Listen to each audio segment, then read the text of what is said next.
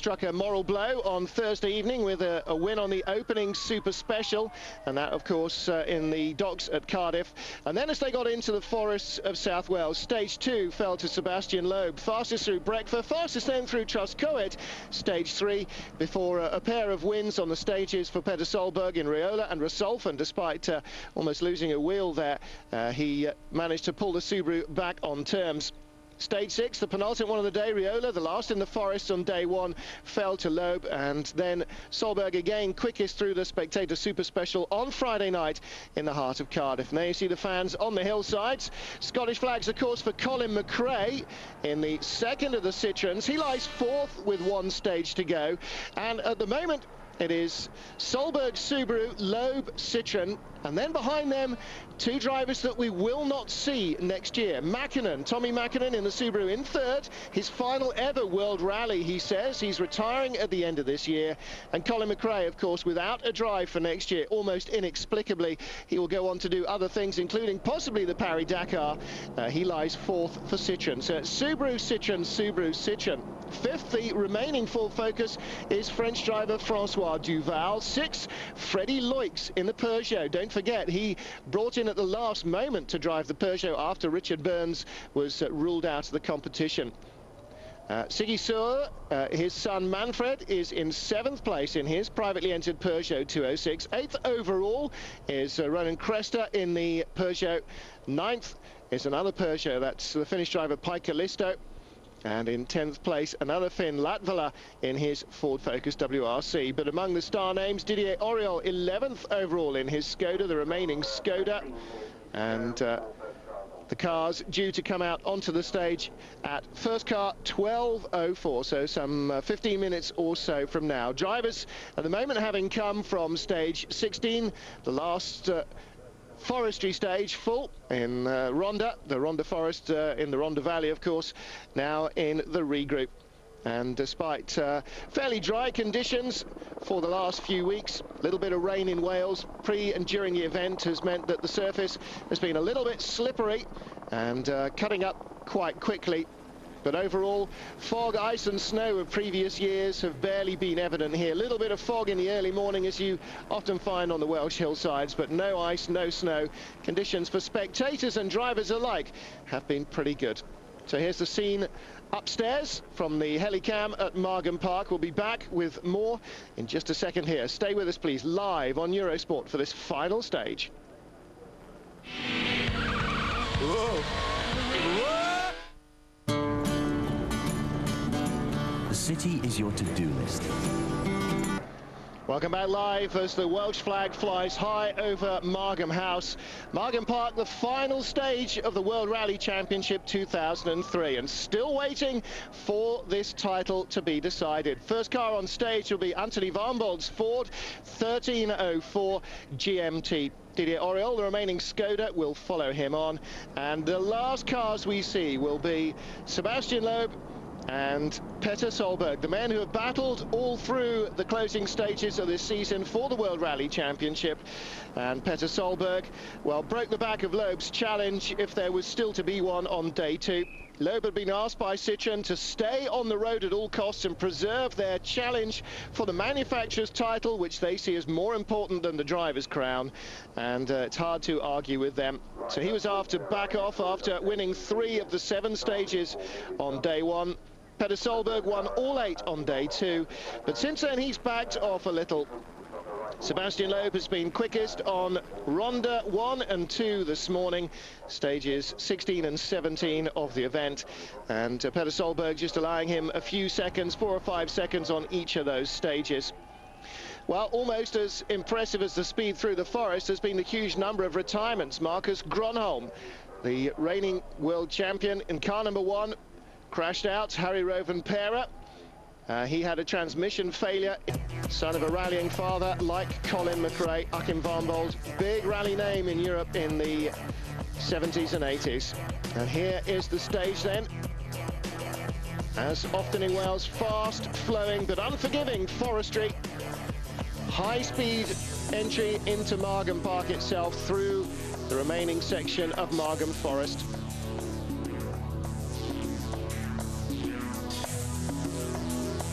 And then into the grounds of the stately home.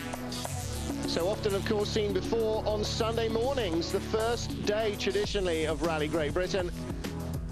And in front of Margam House, the cars will be finally completing their 2004 series. Here then, Anthony Van Bold, car number 23, co-driven by Gemma Price from Great Britain. And a lot of rally history in this family, as with Colin and Alistair McRae, whose dad, Jimmy McRae, 5 times British Rally champion, is also competing on the event. Anthony Van Bold's dad, Achim, a famous rally driver, and Gemma Price, daughter of another famous rallying Welshman, John Price.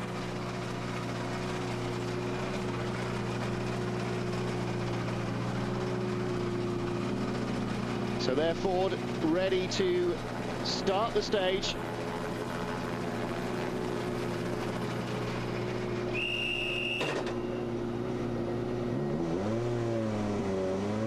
That should take the drivers around 7 minutes or so to complete the stage. And they will start at 3-minute intervals. So we'll be going from the coverage on the stage back to the start line to see subsequent drivers getting away. But Anthony Van Bold gets us going on this final stage of the championship. Sharp left into a fast left-hand corner. And sit back and enjoy Margam Park on board.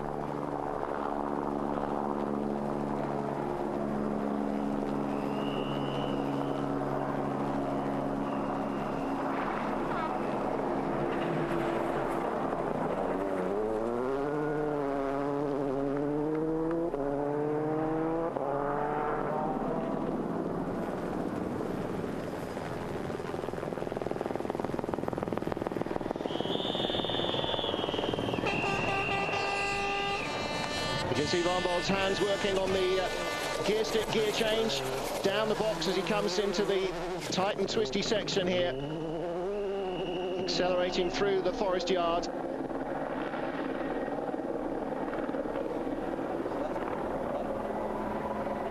Now you'll be seeing split times from the drivers at the temporary sector times on the stage.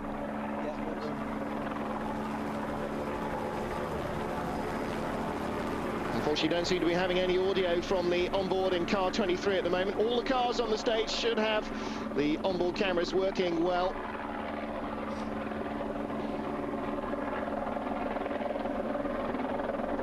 And going up there just to open the roof vent. As soon as they get started, of course, temperature builds up as the driver really starts working.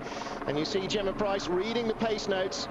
Of course, they were a thing introduced only a decade or so ago into Rally Great Britain. The RAC Rally, famously one of the few blind rallies where you're allowed no pace notes. You just had to drive on what you saw.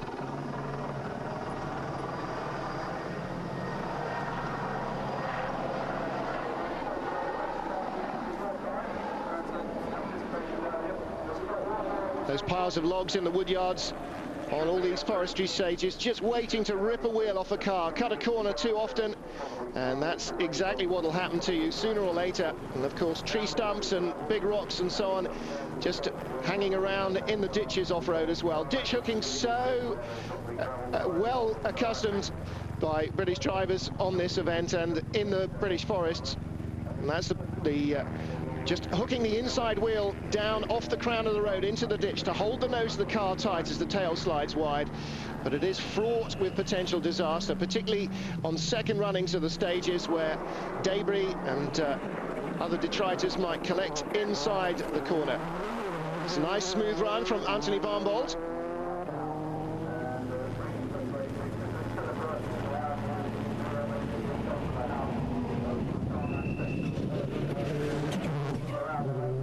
It makes it look so easy when the stages are fast, but on an open hillside like this, it's only when the trees are flashing by in a blur that you really realize just how these drivers earn their living.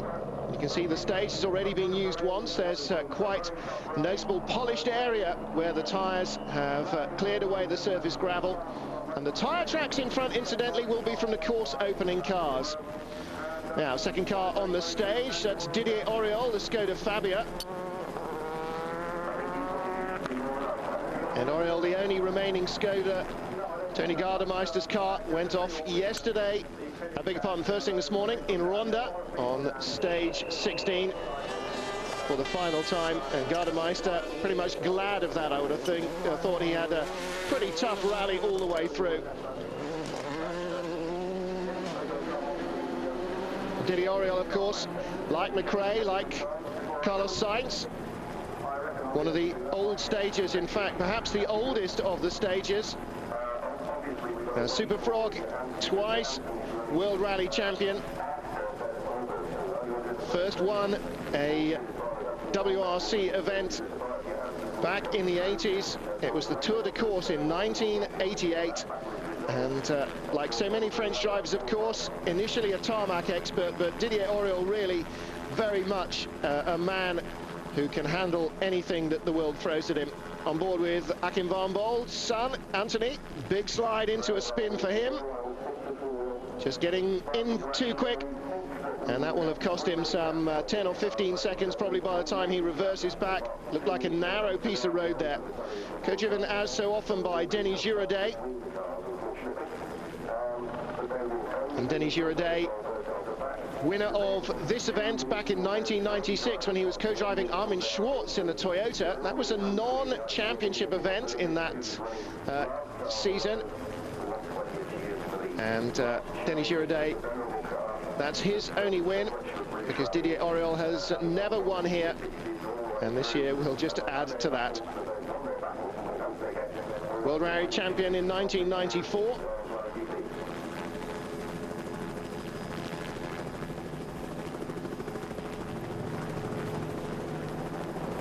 So far he's won 20 World Rally Championship events, starting with the Tour de Corse, as I said, in 1988. And Tour de Corse, predictably enough for a French rally expert, his first World Rally event back in 1984.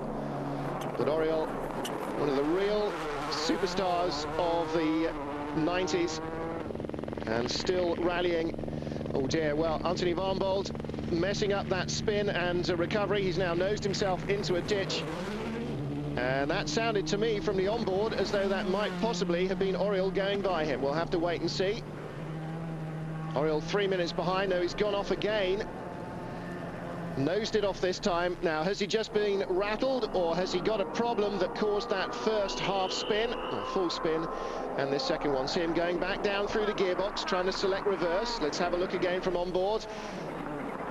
Gets in quick into that little dink, and holds it all together. So vital for the co-driver to try and settle the driver. Take it easy, just relax. Come on, get your concentration back. Of course, the co-driver reading the notes to be a corner ahead, so the driver can anticipate what's coming up after the corner he's on, because, of course, he can see most of the corner he's on. On stage there, you... Now, was that should have been Anthony van Bold, I think. We were just seeing a view of.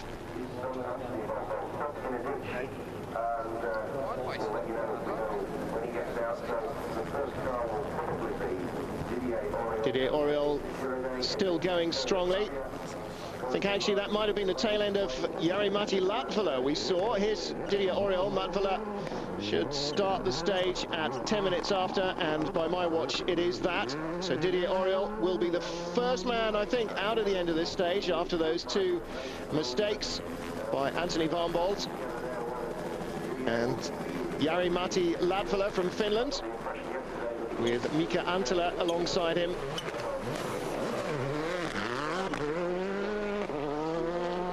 Split 2, Didier Oriol, 4 minutes 56.7. Incidentally, if you want to try and follow the timings on the stages, if you have a computer handy, you can go to wrc.com, and they have an almost live split time focus on all the stages. Anthony van Bold then into Margam Park proper.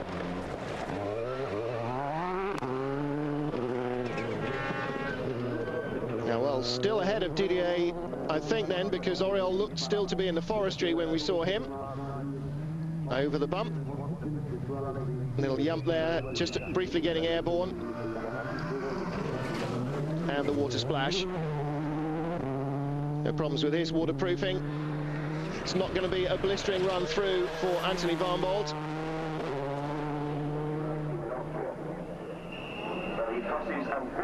Up towards the flying finish then. The final stage of the season completed for Anthony Van Bolt. He comes down into the finishing area. And he will come through the finishing arch. This isn't the actual finish of the rally. It's the finish of the time stages. But they must get back to the final control as well. And before now, that has caused problems for drivers on events. So Gemma Price hands out the notes on board with Jari-Matti Latvala, and yes, that's such a Finnish helmet, isn't it, with the battery sponsorship. Oh, big slide from him. And he really is looking very committed indeed. Now, this is classic Finnish rallying style, if there is such a thing, and I think there is. I think perhaps most Finns live and breathe by the phrase summoned up by Markku Alén so famously, maximum attack. Says it all in any language.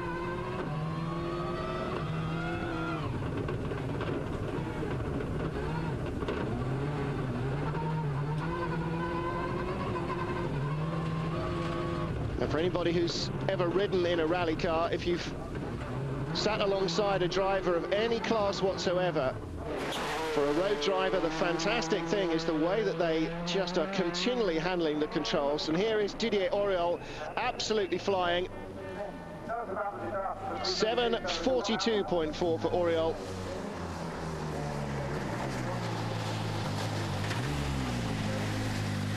So Didier quickest so far through the stage, but that's not a surprise as Anthony Van Bolt was behind him on the road anyway, and of course had that mistake in the stage. We'll be back with more from Wrc Gb Live in just a moment.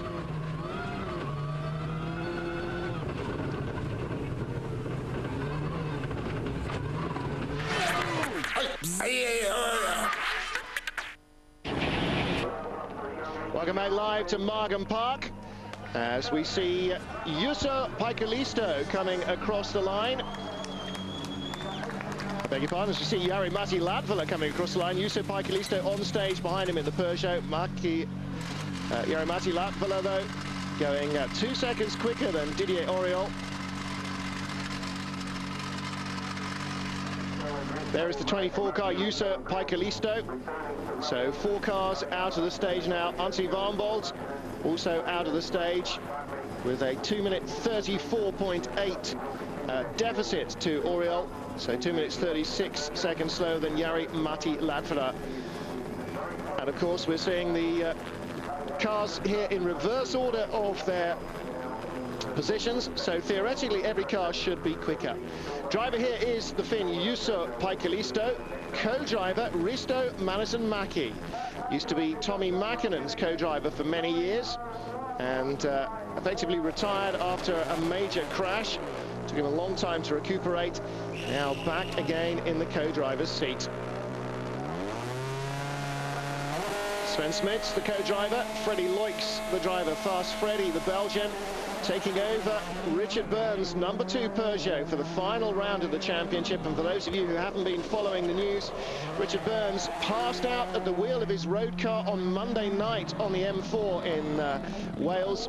And fortunately, he was alongside Marco Martin, the Ford driver, in the passenger seat of Richard's Porsche 911.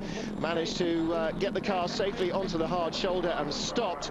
Richard's physio and personal trainer was in the car behind, following them, and summoned aid. Richard Burns was hospitalized. He's undergoing tests. He has been released from hospital and apparently is in himself pretty good form. But it's got to be a worry, surely, that he, for no evidently obvious reason, just passed out at the wheel. Now, obviously, the doctors firmly quashing any chance of him competing on the event.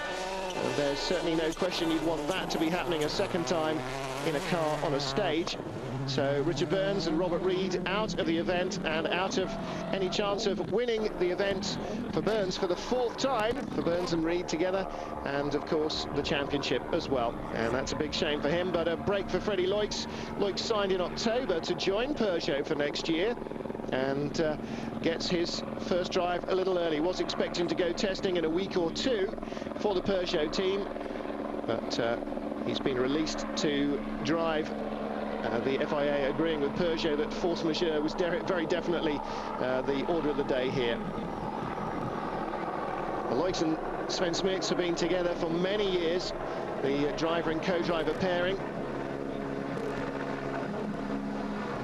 Freddie Loix, 34 years of age.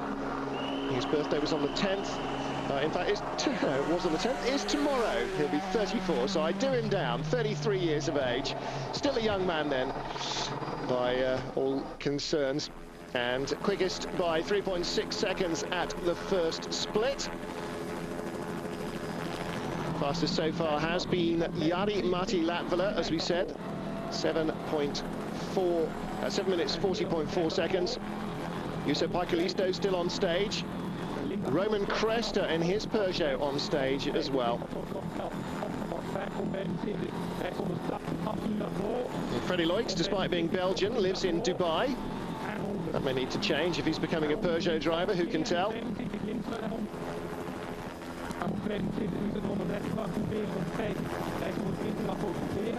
Made his debut in the championship Sanremo in 1993. And surprisingly, for a man with so much experience and who always seems to be so up, has yet to score a major World Rally Championship success. Seemed a little in the doldrums in the final stages of his Mitsubishi career, with whom he had promised so much early on. But then I think anybody alongside Tommy Mäkinen was always going to look like they were having a tough time at Mitsubishi at the end of the 90s.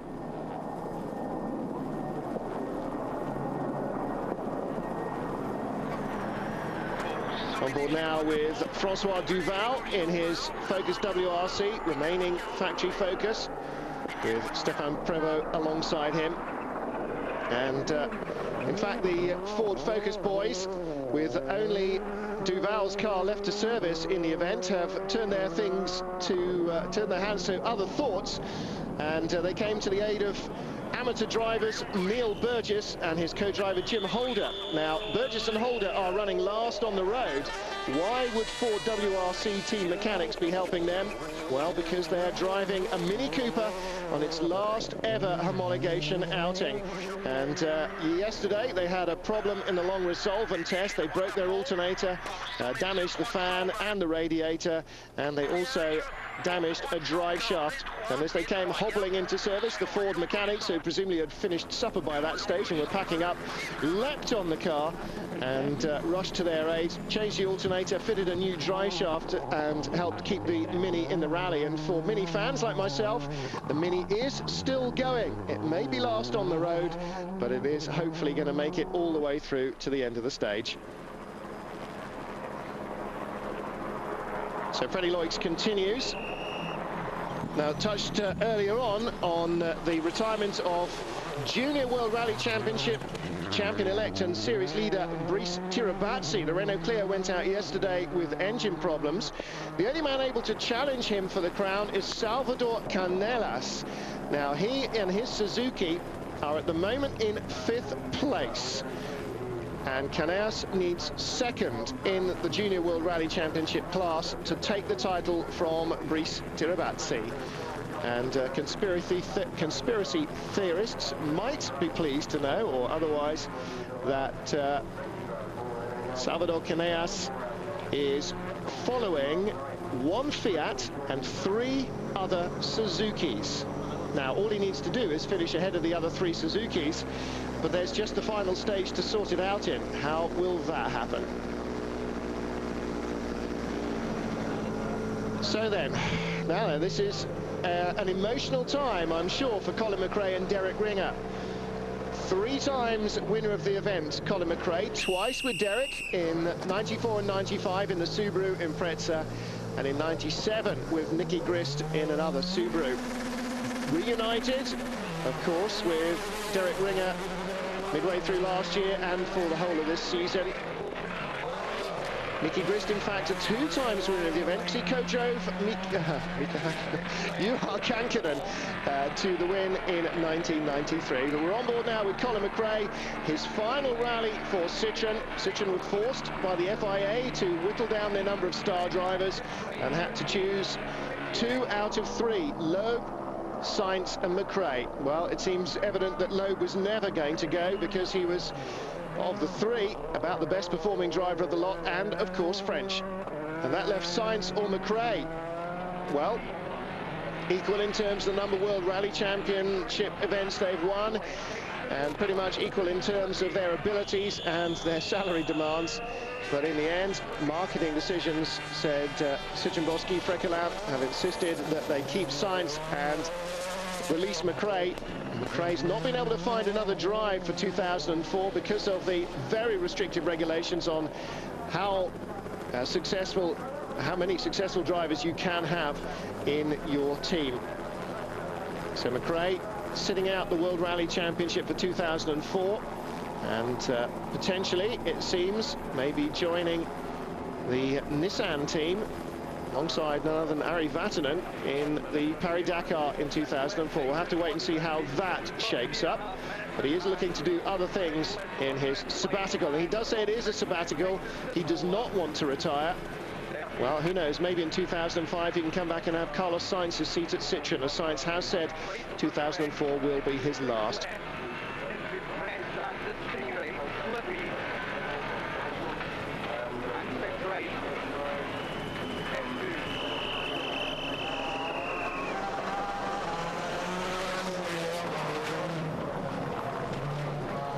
Now McRae struggling for grip quite clearly, slower than Latvala at this stage.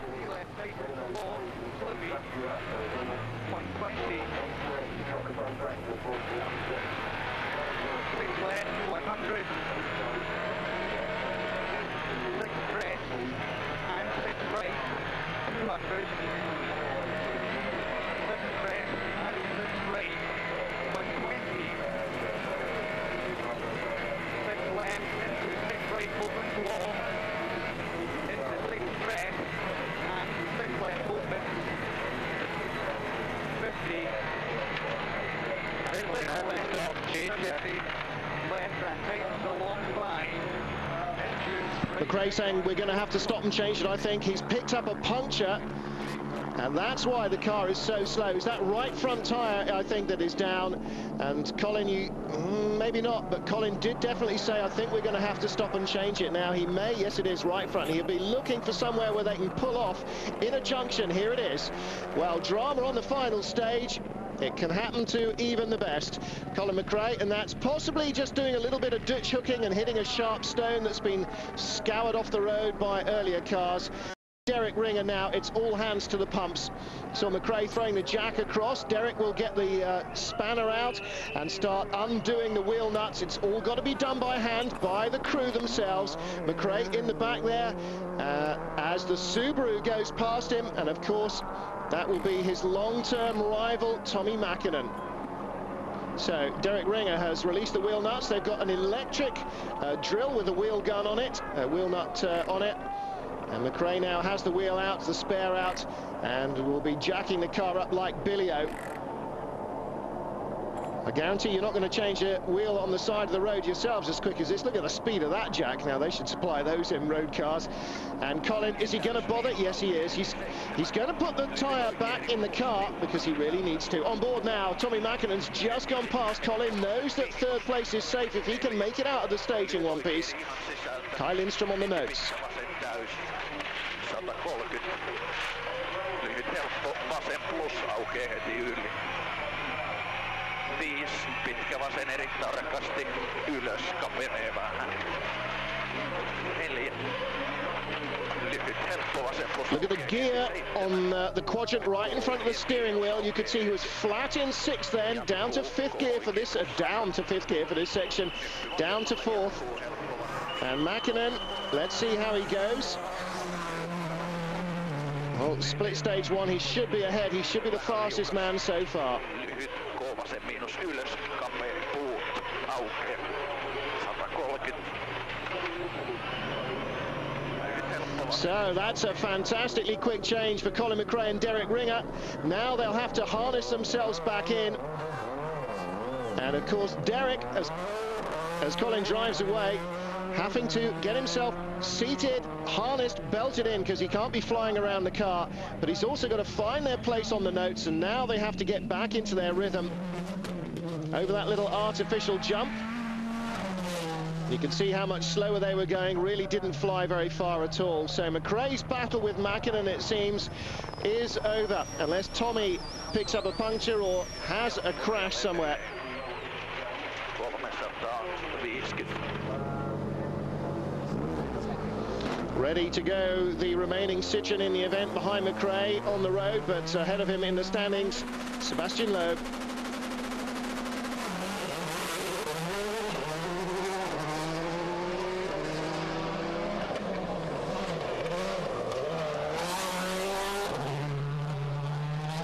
Well, Loeb really hobbled from the retirement of Carlos Sainz on day one. Team asked him and his Monegasque co-driver Daniel Elena to stay on the road, to stay safe for the Manufacturers' Championship. Close battle, of course, with Peugeot.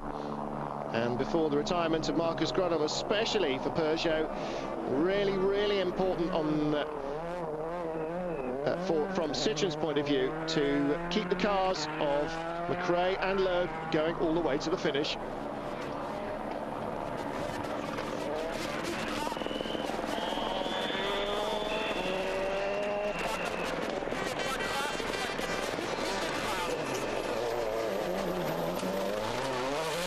So who is this young Frenchman? Well, born in February 1974 at Oberhofen in Alsace-Lorraine, the French area close to the German border. He started his major rallying career in 1998 with 2 wins in the Citroën Saxo Kit Car Cup. Won the championship in 99.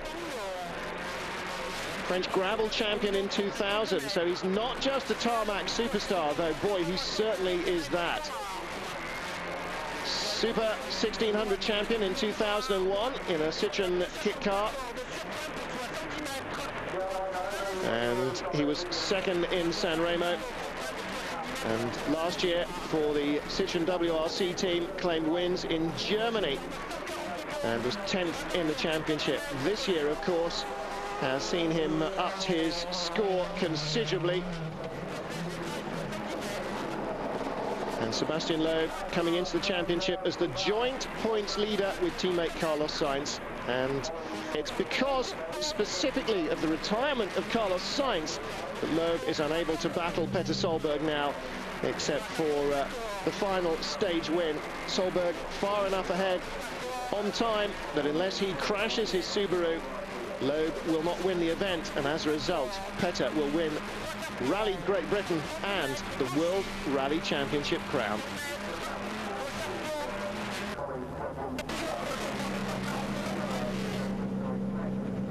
And here is Petter Solberg. He's been saying that all day he's been hearing strange noises from his car. The Norwegian, though, is made of stern stuff. Last year he came out on the final day. He said he'd watched the TV the night before, the highlights, and they'd said Petter Solberg will not win against Marco Martin.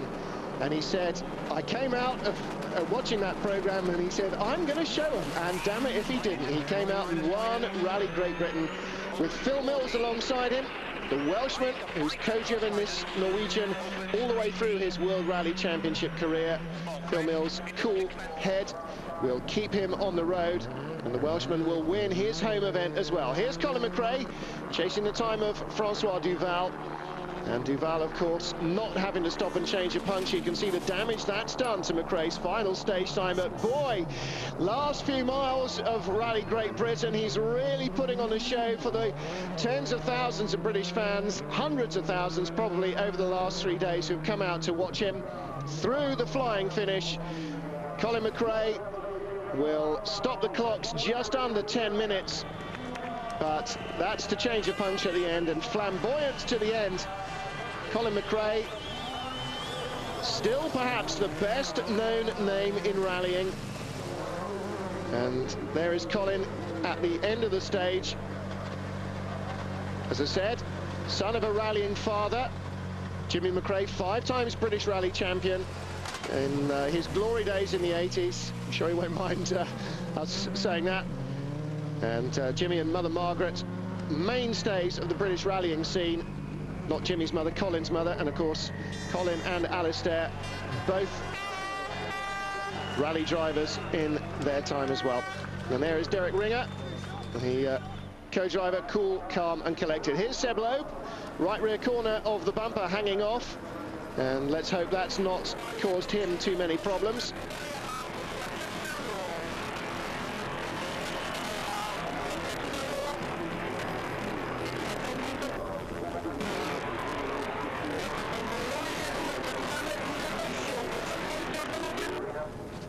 Picture and the sound breaking up a little bit through the overhang of the Welsh Forest, but again you can see the digital speed gear indicator rather just on the edge of the driver's seat wings.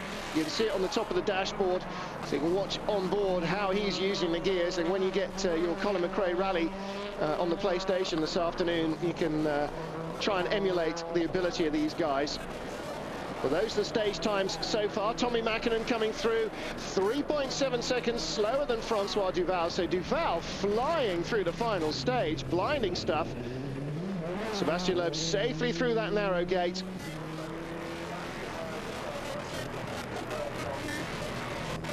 Flat in 6th here.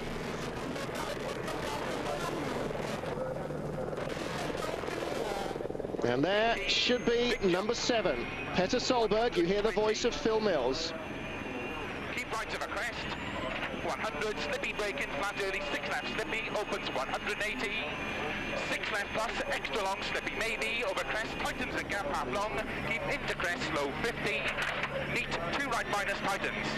Opens half long, 40. Keep out, into 6. That was Tommy Mäkinen's car you saw, incidentally, just stationary for a moment at the end of the stage. He's lined up alongside Colin McRae. He will be 3rd, I think, on this event. Sebastian Loeb should be 2nd into the final mile and a half. But Carlos Sainz knows all too well just what this stretch can do to your championship hopes. So nothing is decided yet. And it was here that Sainz was so cruelly robbed of the rally win and the championship a few years ago.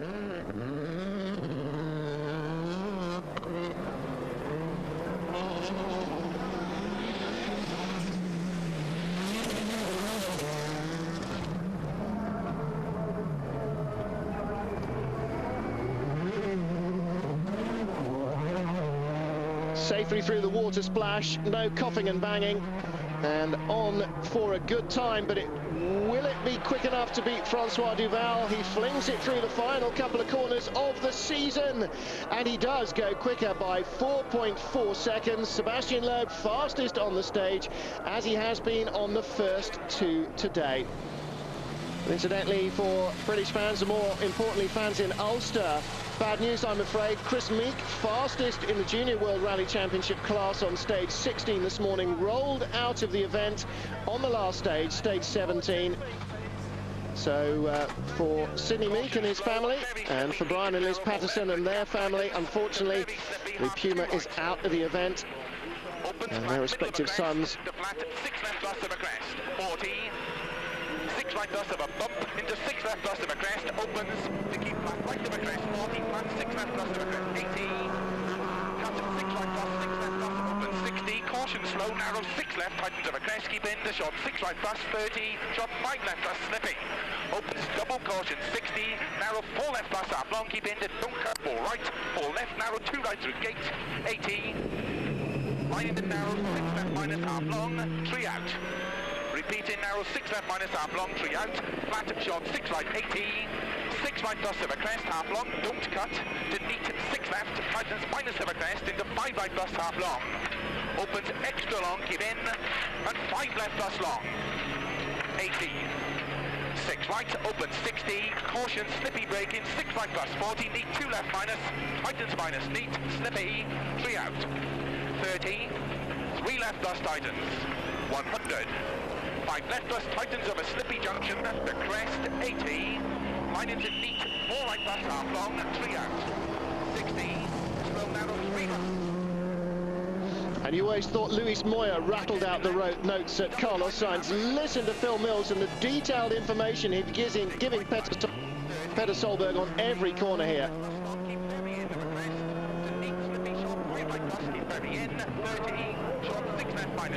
Big bump, 150, slippy braking, turn very neat, hairpin right tightens, don't cut.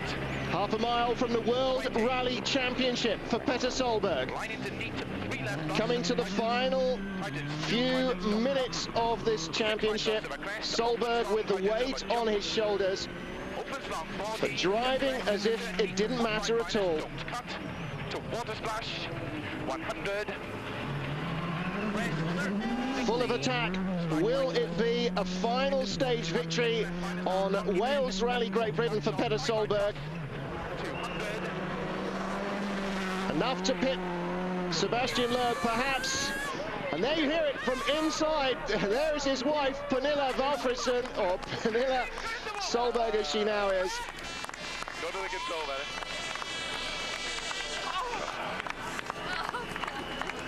Petter Solberg.